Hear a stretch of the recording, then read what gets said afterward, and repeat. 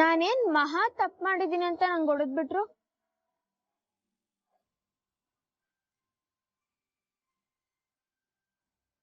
ಹೌದು, ಅದ್ಯಾಕೆ ಹೊಡಿತಾರೆ? ನಾವೇನಾದ್ರೂ ಅಮೆರಿಕದಲ್ಲಿದ್ದಿದ್ರೆ ಪೊಲೀಸ್ ಕಂಪ್ಲೇಂಟ್ ಕೊಡ್ಬೋದಿತ್ತು.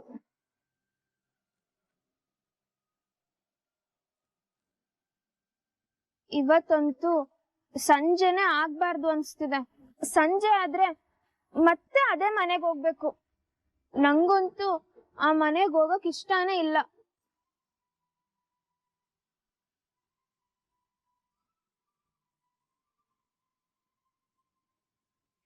ಹಾಗಿದ್ರೆ ನಮ್ಮನೆಗ್ ಬರ್ಬೋದಲ್ಲ. ನಾನೇನ್ ನಿಮ್ಮ ಅಮ್ಮನ ತರ ಹೊಡಿಯಲ್ಲ. ಆಕ್ಚುಲಿ ನಾನೇ ಕ್ಲಾಸ್ ಬಂಕ್ ಮಾಡು ಅಂತ ಹೇಳ್ತೀನಿ. ನನಗ್ ನೀವ್ ಯಾರು ಅಂತಾನೆ ಗೊತ್ತಿಲ್ಲ, ಇನ್ನು ನಿಮ್ ಮನೆಗ್ ಬರ್ಬೇಕಾ? ಗುರುತು ಪರಿಚಯ ಇಲ್ದೇ ಇರೋರಿಂದ ಸ್ವಲ್ಪ ದೂರನೇ ಇರು ಅಂತ ನಮ್ಮಮ್ಮ ಮನೇಲಿ ಹೇಳ್ಕೊಟ್ಟಿದ್ದಾರೆ. ಯಾವ ಸ್ಟ್ರೇಂಜರ್ನು ನಂಬಲ್ಲ ನಾನು.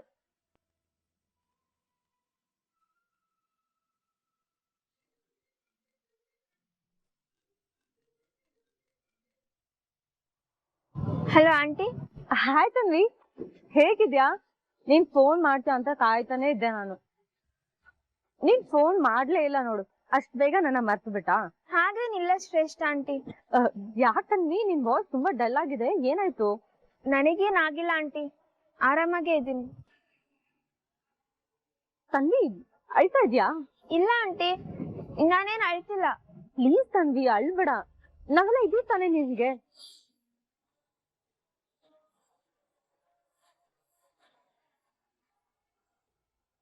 ತನ್ವಿ ಅಳ್ತಾ ಇದ್ಯಾ?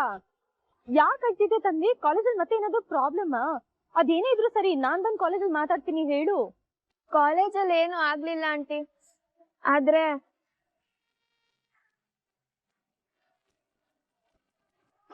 ಅಮ್ಮನ ಹತ್ರ ಹೇಳಕ್ ತುಂಬಾನೇ ಭಯ ಆಯ್ತು. ಅದಕ್ಕೆ ಪಪ್ಪನ್ ಕರ್ಕೊಂಡು ಹೋಗಿದ್ದೆ.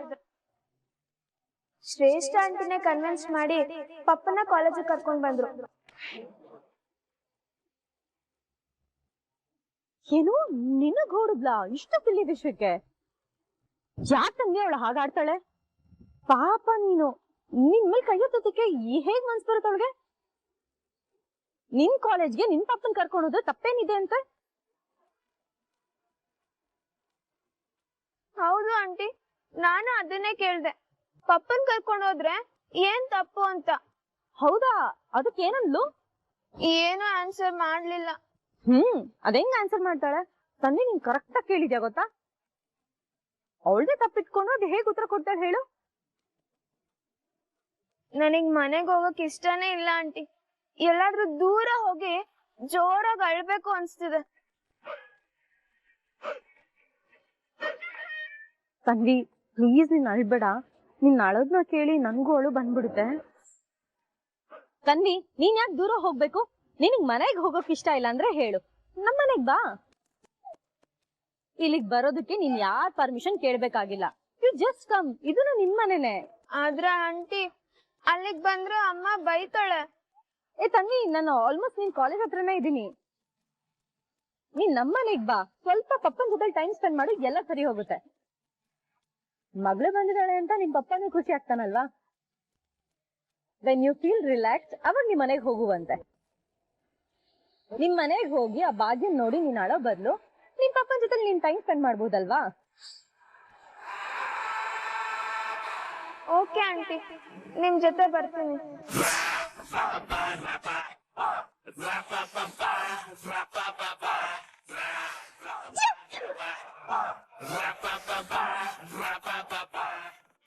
ಎಲ್ರಿಗೂ ನಮಸ್ಕಾರ. ನನ್ನ ಹೆಸರು ಭಾಗ್ಯ ಅಂತ. ನಾನು ಈ ಟ್ರಸ್ಟಿಗೆ ಹೊಸದಾಗಿ ಜಾಯ್ನ್ ಆಗಿರೋದು.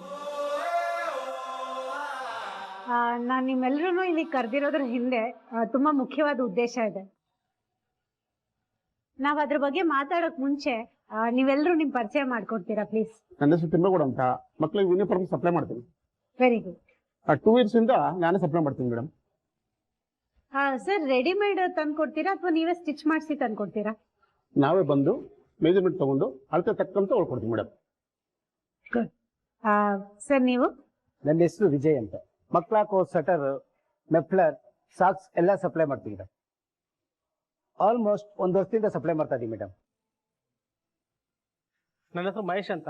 ಮಕ್ಕಳು ಬೇಕಾರೋ ಪೆನ್ನು, ಪೆನ್ಸಿಲ್, ಬುಕ್ಸು ನಾನು ಸಪ್ಲೈ ಮಾಡ್ತಾ ಇದ್ದೀನಿ ಮ್ಯಾಮ್. ಎಷ್ಟು ವರ್ಷದಿಂದ ಸರ್?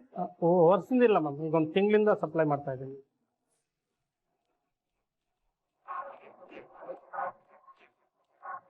ಹಾಗೆ ಮಕ್ಕಳು ಬೇಕಾರೋ ಪೇಸ್ಟು, ಸೋಪು, ಶಾಂಪು ಇತ್ಯಾದಿಗಳೆಲ್ಲ ನಾನೇ ಸಪ್ಲೈ ಮಾಡ್ತಾ ಇದ್ದೀನಿ ಮ್ಯಾಮ್. ಗುಡ್. ನಿಮ್ಮನ್ನೆಲ್ಲ ಪರಿಚಯಿಸ್ಕೊಂಡಿದ್ದಕ್ಕೆ ತುಂಬಾ ಥ್ಯಾಂಕ್ಸ್. ನೀವೀಗ ಹೇಳಿದ್ ಕೇಳಿ ತುಂಬಾನೇ ಖುಷಿ ಆಯ್ತು. ತುಂಬಾ ವರ್ಷಗಳಿಂದ ಈ ಟ್ರಸ್ಟ್ಗೆ ನೀವೆಲ್ಲರೂ ಪ್ರಾಡಕ್ಟ್ಸ್ ನ ಸಪ್ಲೈ ಮಾಡ್ತಿದ್ದೀರಿ. ನನ್ ಒಂದ್ ಪರ್ಸನಲ್ ರಿಕ್ವೆಸ್ಟ್ ಏನು ಅಂದ್ರೆ, ನೀವ್ ಯಾವ ಪ್ರಾಡಕ್ಟ್ ನ ಸಪ್ಲೈ ಮಾಡ್ತಿದ್ದೀರೋ ಆ ಪ್ರಾಡಕ್ಟ್ ಕ್ವಾಲಿಟಿ ಚೆನ್ನಾಗಿದೆಯಾ ಅಂತ ಒಂದ್ಸಲ ನೀವೇ ಪರ್ಸನಲ್ ಆಗಿ ಎನ್ಶ್ಯೂರ್ ಮಾಡಿ ಕಳಿಸಿ. Okay madam. Okay madam. ಹಾಗೆ ಪ್ರತಿಯೊಂದು ಪ್ರಾಡಕ್ಟ್ ಸರಿಯಾದ ಸಮಯಕ್ಕೆ ಡೆಲಿವರ್ ಆಗ್ತಿದೆಯಾ ಅನ್ನೋದನ್ನ ನೋಡ್ಕೊಳ್ಳಿ. Okay madam. ನೋಡಿ, ನೀವ್ ಕೊಡೋ ಪ್ರತಿಯೊಂದು ಪ್ರಾಡಕ್ಟ್ಗೂ ಬಿಲ್ ಇರ್ಬೇಕು. ಅದು ಸಣ್ಣ ಪೆನ್ಸಿಲ್ ಆದ್ರೂ ಸರಿ. ಬಿಲ್ ಇಲ್ದೆ ಯಾವ ಪ್ರಾಡಕ್ಟ್ ಅಪ್ರೂವ್ ಆಗೋದಿಲ್ಲ. ಹಾಗೆ ಪೇಮೆಂಟ್ ಕೂಡ ಆಗಲ್ಲ. ಶ್ರೇಷ್ಠ ಯಾಕೆ ಈ ತರ ಆಡ್ತಿದ್ದಾಳೆ? ನಿಜವಾಗ್ಲೂ ಇವಳು ಬದಲಾಗಿದ್ದಾಳ ಅಥವಾ ಬದಲಾಗಿದ್ದ ಆಕ್ಟ್ ಮಾಡ್ತಿದ್ದಾಳ? ನಿಜವಾಗ್ಲೂ ಚೇಂಜ್ ಆಗಿದ್ರೆ ತುಂಬಾನೇ ಒಳ್ಳೇದು. ಬಟ್ ಆಕ್ಟ್ ಮಾಡ್ತಿದ್ದಾಳೆ ಅಂದ್ರೆ ಯಾಕೆ ಮಾಡ್ತಿದ್ದಾಳೆ? ಇವಳು ಉದ್ದೇಶ ಏನಿರ್ಬೋದು? ಏನ್ ಬೇಕಾಗಿದೆ ಇವಳಿಗೆ? ತಾಂಡವ್, ಏನ್ ಯೋಚನೆ ಮಾಡ್ತಿದ್ಯಾ? ನಾನ್ ಯಾಕೆ ಹೀಗೆಲ್ಲ ಮಾಡ್ತಿದ್ದೀನಿ ಅಂತ ನಿಜವಾಗ್ಲೂ ನಿನಗೆ ಗೊತ್ತಿಲ್ವಾ? ನಿನ್ಗೋಸ್ಕರನೇ ಕಣೋ ಇದನ್ನೆಲ್ಲ ಮಾಡ್ತಾ ಇರೋದು. ನಾನ್ ನಿನ್ಗೋಸ್ಕರ ಎಲ್ಲಾನು ಬಿಟ್ಟು ಬಂದಿದ್ದೀನಿ ತಾಂಡವ್. ಆದ್ರೆ ನಾನ್ ನಿನ್ ಲೈಫಲ್ಲಿ ಇದ್ದೇ ಹೋಗಿದ್ರೆ ನೀನ್ ಹೇಗಿರ್ತಿದ್ದೆ ತಾಂಡವ್?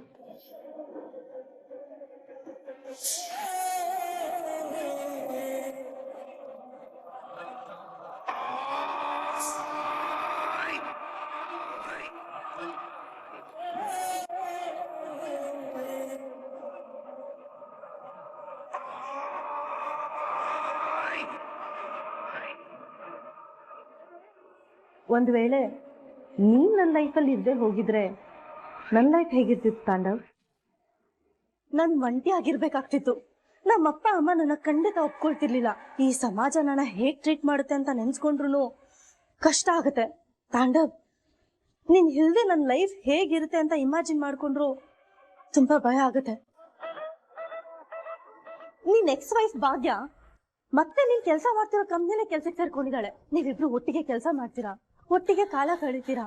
ಹೀಗೆ ಕೆಲಸ ಮಾಡ್ತಾ ಮಾಡ್ತಾ ಮತ್ತೆ ನೀವಿಬ್ರಿಗೂ ಪ್ರೀತಿ ಶುರುವಾಗುತ್ತೆ. ಒಟ್ಟಿಗೆ ಬದುಕ್ಬೇಕು ಅನ್ಸುತ್ತೆ. ಅವಾಗ ಹೊಸ ಬದುಕನ್ನ ಶುರು ಮಾಡ್ತೀರಾ. ಆಗ ನಾನು ದೊಡ್ಡ ತ್ಯಾಗ ಮಹಿತರ all the best for your future ಅಂತ ಹೇಳ್ಬಿಟ್ಟು ಹೋಗ್ತೀನಿ ಅನ್ಕೊಂಡಿದ್ಯಾ ತಾಂಡವ್? ನೋ ಬೇ. ಬೇರೆ ಫ್ಯೂಚರ್ಗೋಸ್ಕರ ನನ್ ಬಾಳ್ನ ಬಲಿ ಕೊಡೋಷ್ಟು ತ್ಯಾಗಿ ನಾನಲ್ಲ. ನನಗ್ ಬೇಕಾಗಿರೋದನ್ನ ಕಷ್ಟಪಟ್ಟಾದ್ರೂ ಸರಿ ಪಡ್ಕೊಂಡು ಖುಷಿಯಾಗಿರೋಳು ಈ ಶ್ರೇಷ್ಠ. ನನ್ ಖುಷಿಗೆ ಅಡ್ಡ ಬರೋರ್ನ ಯಾರ್ನು ನಾನ್ ಸುಮ್ಮನೆ ಬಿಡಲ್ಲ. ಬಾಲ ತುಳ್ದವ್ರನ್ನ ಹಾಕ್ ಕ್ಷಮಿಸ್ಬೋದು, ಆದ್ರೆ ನನ್ನ ಬಾಳ್ನ ಹಾಳ್ ಮಾಡಕ್ ಬಂದವ್ರನ್ನ ನಾನು ಕ್ಷಮಿಸೋದಿಲ್ಲ. ಭಾಗ್ಯ, ಈಗ ನಿನ್ ಮಗಳು ತನ್ನಿಯಿಂದ ನಿನ್ನ ದೂರ ಮಾಡಿದ್ದೀನಿ. ಮುಂದೆ ನನ್ ತಾಂಡವ್ ಆಫೀಸಿಂದನೂ ನಿನ್ನ ಹೊರಗಡೆ ಹಾಕ್ತೀನಿ. ನಿನ್ ಫ್ಯಾಮಿಲಿಯಿಂದನೂ ನಿನ್ನ ದೂರ ಆಗೋ ತರ ಮಾಡ್ತೀನಿ. ನೀನು ನನ್ನ ಹಾಗೆ ಒಂಟಿಯಾಗಿ ಬದುಕ್ಬೇಕು. ಯಾರು ನೀನು ಒಪ್ಕೋಬಾರ್ದು. ಯಾರ ಬಾಯಲ್ಲೂ ನಿನ್ ಬಗ್ಗೆ ಒಳ್ಳೆ ಮಾತು ಬರಬಾರ್ದು. ಅಲ್ಲಿವರೆಗೂ ನಮ್ ಯುದ್ಧ.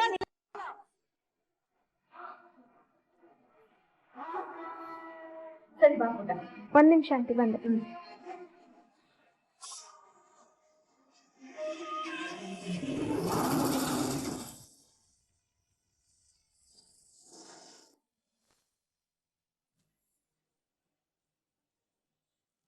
ಹಲೋ ಭಾಗ್ಯ. ದೇವ್ರೆ, ಬನ್ನಿ ಕೂತ್ಕೊಳ್ಳಿ. Good morning. Good morning. ಹೇಗಿದೆ ಹೊಸ ಆಫೀಸು? ಕೆಲಸ ಎಲ್ಲ ಹೇಗೆ ನಡೀತಾ ಇದೆ? ಎಲ್ಲ ಸದ್ಯಕ್ಕೆ ಚೆನ್ನಾಗೇ ಇದೆ ದೇವ್ರೆ. ಹೋಗ್ತಾ ಹೋಗ್ತಾ ಇನ್ನೊಂದಷ್ಟು ಸುಮಾರು ವಿಷಯಗಳು ಗೊತ್ತಾಗ್ಬೇಕಾಗಿದೆ. ಈ ಹೊಸ ಮನೆಗೆ ಹೋದಾಗ ಎಲ್ಲದೂ ಅನುಕೂಲವಾಗಿದೆ ಅಂತ ಅನ್ಸುತ್ತಲ್ಲ, ಹಾಗೆ ಸದ್ಯಕ್ಕೆಲ್ಲ ಚೆನ್ನಾಗಿದೆ. ಅದು ಭಾಗ್ಯ, ನಿಮ್ ಹತ್ರ ಏನೋ ಮಾತಾಡ್ಬೇಕಾಗಿತ್ತು. ಅದು ಅಲ್ಲ ದೇವ್ರೆ, ಅವತ್ತು ನೀವ್ ನನಗೆ ಹೇಳ್ತಾ ಇದ್ರಿ ಮಾತಿನ ಮೊದ್ಲು ಮಾತಿನ ಕೊನೆಯಲ್ಲಿ ಯಾವಾಗ್ಲೂ ಅದು ಅದು ಅಂತ ಹೇಳ್ತಿರ್ತೀರಾ ಅಂತ. ಈಗ ನೋಡಿ ನೀವೇ ಅದು ಅದು ಅಂತಿದ್ದೀರಾ. ಅದು ಹಾಗಲ್ಲ ಭಾಗ್ಯ, ಅದು ನನಗೆ ಗೊತ್ತು ಆದಿಯವ್ರೆ, ನೀವು ತನ್ವಿ ಬಗ್ಗೆ ಕೇಳಕ್ ಬಂದಿದ್ದೀರಿ ಅಲ್ವಾ. ನೀವು ತಲೆ ಕೆಡ್ಸ್ಕೋಬೇಡಿ ಆದಿಯವ್ರೆ, ತನ್ವಿ ವಿಷಯದಲ್ಲಿ ಏನೇ ಸಮಸ್ಯೆ ಇದ್ರೂ ಅದ್ ಸರಿ ಹೋಗುತ್ತೆ. ಸರಿ ಭಾಗ್ಯ. ಹಾಗೆ ನಿಮ್ ಹತ್ರ ಇನ್ನೊಂದು ವಿಷಯ ಮಾತಾಡ್ಬೇಕಾಗಿತ್ತು. ಇಲ್ಲಿ ಫೈನಾನ್ಸ್ ಡಿಪಾರ್ಟ್ಮೆಂಟ್ಗೆ ಒಬ್ರು ಮ್ಯಾನೇಜರ್ನ ತಗೋಬೇಕು ಅನ್ಕೋತಾ ಇದ್ದೀವಿ. ನಿಮ್ಗೇನ್ ಅನ್ಸುತ್ತೆ? ಅರೆ ನನ್ ತಲೆಯಲ್ಲೂ ಅದೇ ಇತ್ತು, ಹೇಳಿದ್ರಿ. ಹೌದಾ? ನಿಮ್ಗೆ ಓಕೆನಾ ನಾವಿಲ್ಲಿ ಬೇರೆ ಯಾರನ್ನಾದ್ರೂ ಹೈರ್ ಮಾಡಿದ್ರೆ? ಅಯ್ಯೋ ಆದಿಯವ್ರೆ, ಇದೇನಿದ್ ಹೀಗ್ ಕೇಳ್ತಿದ್ದೀರಿ? ಇದು ನೀವ್ ನಡೆಸ್ತಾ ಸಂಸ್ಥೆ, ನಿಮ್ಗೆ ಯಾರು ಸರಿ ಅಂತ ಅನ್ಸುತ್ತೋ ಅವ್ರನ್ನ ಹೈರ್ ಮಾಡ್ಬೋದು. ಆದ್ರೂ ಈ ಸಂಸ್ಥೆನ ಮುನ್ನಡೆಸ್ತಾ ಇರೋರು ನೀವೇ ಅಲ್ವಾ ಭಾಗ್ಯ? ಹೌದು ಆದಿಯವ್ರೆ, ಆದ್ರೆ ಯಾವ್ದು ಸರಿ ಯಾವ್ದು ತಪ್ಪು ಅಂತ ನನ್ಕಿಂತ ಚೆನ್ನಾಗಿ ನಿಮಗ್ ಗೊತ್ತಿದೆ ಅಲ್ವಾ. ಹಾಗಾಗಿ ನೀವೇ ನಿರ್ಧಾರ ತಗೊಳ್ಳಿ.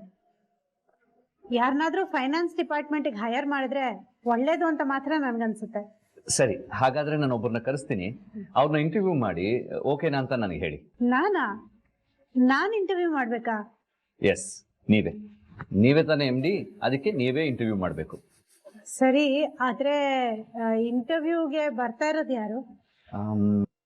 ಯಾರು ಅಂತ ನನಗೆ ಗೊತ್ತಿಲ್ಲ, ಬಟ್ ಕನಿಕಾ ಸಜೆಸ್ಟ್ ಮಾಡಿರೋದು. ಕನ್ನಿಕಾನಾ? ಕನ್ನಿಕಾ ರೆಫರ್ ಮಾಡಿದಾಳೆ ಅಂದ್ಮೇಲೆ ಇಂಟರ್ವ್ಯೂ ಎಲ್ಲ ಯಾಕೆ ಆದಿಯವ್ರೆ? ಅವಳು ಪರ್ಫೆಕ್ಟ್ ಆಗಿ ಸೆಲೆಕ್ಟ್ ಮಾಡಿರ್ತಾಳೆ. ಯಾಕಂದ್ರೆ ಕನ್ನಿಕಾ ಯಾವಾಗ್ಲೂ ಅಳ್ದು ತೂಗಿ ಯೋಚನೆ ಮಾಡ್ತಾಳೆ. ಕನ್ನಿಕಾ ಹೇಳ್ಬಿಡಿ, ಅವಳು ಯಾರನ್ನ ಸಜೆಸ್ಟ್ ಮಾಡಿದಾಳೋ ಅವರು ಇಮಿಡಿಯೇಟ್ ಆಗಿ ಬಂದು ಜಾಯಿನ್ ಆಗ್ಬೋದು ಅಂತ. ಹೌದಾ? Are you sure? ಖಂಡಿತ ಆದಿಯವ್ರೆ, ಬೇಕಾದ್ರೆ ಈಗ್ಲೇ ಕನ್ನಿಕಾಗ್ ಫೋನ್ ಮಾಡಿ ಹೇಳ್ಬಿಡಿ. ಹೌದಾ? ಹಾಗಾದ್ರೆ ನಾನು ಕನಿಕಾ ಕಾಲ್ ಮಾಡ್ತೀನಿ. ಸರಿ.